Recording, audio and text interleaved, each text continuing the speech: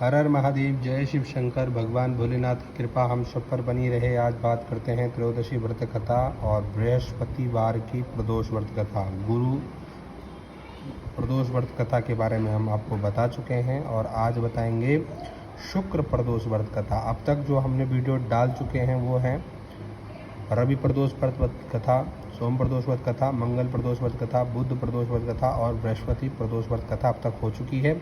आज हम बात करते हैं शुक्र प्रदोष व्रत कथा। क्या महिमा है, कैसे इस व्रत को किया जा सकता है, ये विधिवत जानते हैं।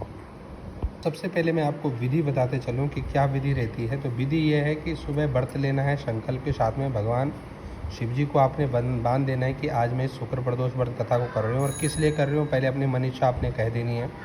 सुबह स्नान करके ओम नमः शिवाय का जप निरंतर मन में चलता रहे, भगवान के भजन कीर्तन आपके मन में चलते रहें, मानसिक रूप से आप भगवान की पूजा करते रहें। उसके बाद आप शिवालय में जाएं और सबसे पहले भगवान शंकर की जो है घंटी बजाएं। उसके बाद भगवान शंकर को आपने शुद्ध गंगा जल से जो है स्नान करा देना है। पहले ध्यान रहे जो भी स्नान कराएंगे गणेश जी से प्रारंभ होगा और लास्ट में शिव जी को चढ़ेगा। गणेश जी, माता, कार्तिकेय, नंदी और शिव जी। कहीं कहीं जगह ये तीनों नहीं है, नंदी और शिव जी हैं, तो फिर आप पहले जो है थोड़ा सा नंदी को चढ़ा के बाकी फिर शिव जी को चढ़ा सकते हैं। इसके बाद पंचामृत का स्नान, या आपने दूध, दही, घी, शहद, शक्कर अलग अलग ले जा रखा है तो इनको इस सीक्वेल में चढ़ाएं।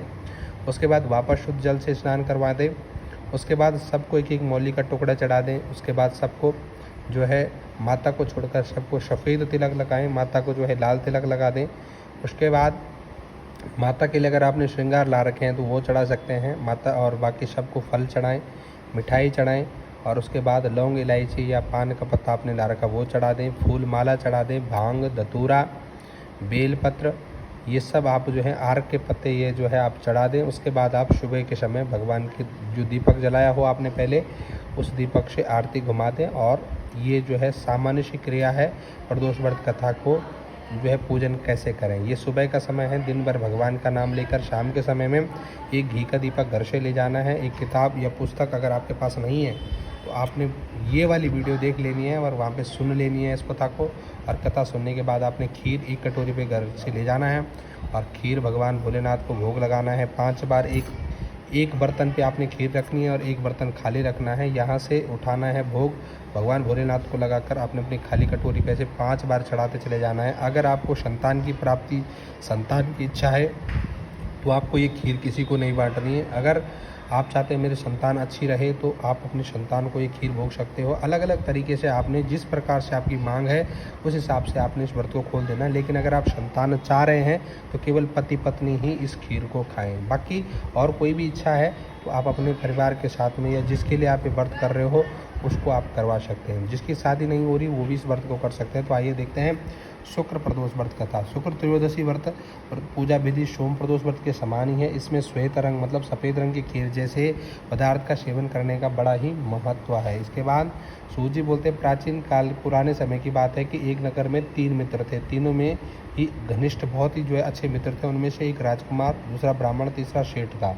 राजकुमार ब्राह्मण पुत्र जो है का विवाह हो चुका था। सेठ का पुत्र का विवाह के बाद गोना नहीं हुआ था। ठीक है। और एक दिन तीनों मित्र आपस में स्त्रियों की चर्चा कर रहे थे। ब्राह्मण पुत्र ने नारियों की प्रशंसा करते हुए कहा कि नारीहीन घर भूतों का डेरा होता है। सेठ पुत्र ने यह वचन सुनकर अपनी पत्नी लाने का तुरंत निश्चय किया। गोने का मतलब होता है कि वो अभी पहली बार अपनी मायके गई थी। तो सेठ पुत्र अपने घर गया, अपने माता पिता से अपना निश्चय बताया। उन्होंने बेटे से कहा कि शुक्र देवता डूबे हुए हैं, मतलब जब शुक्र अस्त होता है तो मायके से या ससुराल से किसी को आना जाना नहीं चाहिए। इन दिनों बहू बेटियों को उनके घर से विदा कर लाना बहुत ही अशुभ है, शुभ नहीं है तथा शुक्रोदय के बाद तुम अपनी पत्नी को विदा कर लाना। सेठ पुत्र अपनी जिद से टस से मत नहीं हुआ और अपनी ससुराल जा पहुंच गया। सास ससुर को उसके इरादे का पता चला। उन्होंने उसको समझाने की कोशिश की किंतु वह नहीं माना। उन्हें विवश हो अपनी कन्या को वहां से विदा करना पड़ा।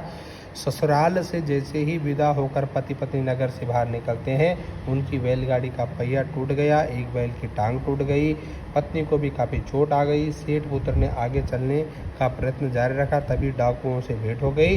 वह धन धान्य को लूट कर ले गए। सेठ पुत्र पत्नी सहित रोता पीटता अपने घर पहुंचा। जाते ही उसे सांप ने डस लिया। उसके पिता ने वैद्यों को बुलाया। उन्होंने देखने के बाद घोषणा की कि सेठ पुत्र 3 दिन में मर जाएगा। उसी समय इस घटना का पता ब्राह्मण को पुत्र को लग गया। उसने सेठ से कहा कि आप अपने लड़के को पत्नी सहित बहू के घर वापस भेज दो। यह सारी बाधाएं इसलिए आई है, आपका पुत्र शुक्रास्त में पत्नी को विदा कर लाया है। यदि वह यहाँ पहुँच जाएगा तो वो बच जाएगा। सेठ को ब्राह्मण पुत्र की बात जच गई। अपनी पुत्र वधू और पुत्र को वापस लौटा दिया। वहाँ पहुँचते ही सेठ पुत्र की हालत ठीक होनी आरंभ हो गई। शेष जीवन सुख आनंद पूर्वक व्यतीत हो गया। अंत में वह पति पत्नी दोनों स्वर्गलोक को चले गए और विमान पर बैठकर भगवान शंकर के लोग उस कैलाश में वास मिलने लगा। तो इस प्रकार से शुक्र प्रदोष की व्रत की कथा है। कैसी आपको वीडियो लगी? हर हर महादेव। कमेंट सेक्शन में ज़रूर बताना।